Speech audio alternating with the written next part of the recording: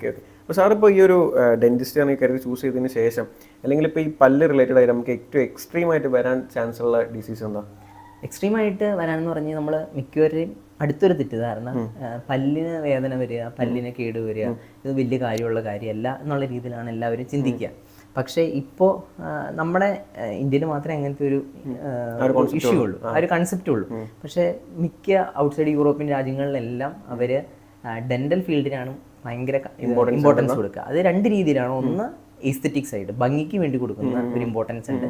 രണ്ട് ഹെൽത്ത് ഇഷ്യൂസിന് വേണ്ടി കൊടുക്കുന്ന ഒരു ഇമ്പോർട്ടൻസ് ഉണ്ട്. എന്തുകൊണ്ടാണെന്ന് വെച്ച് കഴിഞ്ഞാൽ നമ്മുടെ ബോഡി എടുത്തു കഴിഞ്ഞാൽ ഒരു ഏറ്റവും കൂടുതൽ നെർവിൻ്റെ പ്രോക്സിമിറ്റി, അതായത് ഞരമ്പുകൾ ഏറ്റവും കൂടുതൽ കാണപ്പെടുന്ന ഒരു ഏരിയ നമ്മുടെ ഡെന്റൽ ഏരിയ. ഈ ഒരു ഏരിയയാണ് നമുക്ക് ഏറ്റവും കൂടുതൽ കാണുക.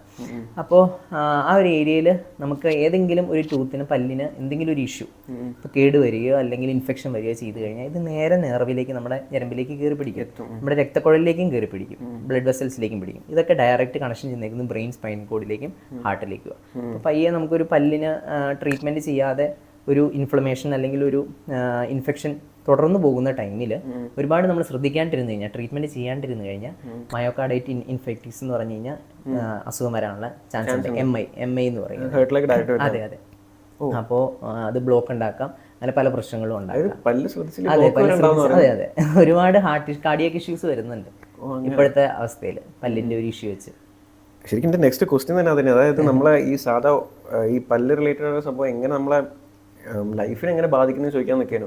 സോ പല്ല് പ്രോപ്പറായിട്ട് ഉണ്ടെങ്കിൽ ഇത് ഉറപ്പായിട്ടും വരും. ഇപ്പോഴത്തെ അല്ല, ഒരു 20 വർഷത്തോളം ആ സ്റ്റഡി ഭയങ്കരമായിട്ട് നടക്കുന്നുണ്ടായിരുന്നു. ഇപ്പോൾ ഇച്ചിരൂടെ അവെയറായി, പേഷ്യൻസ് ഇച്ചിരൂടെ അവെയറായി കാര്യത്തിൽ.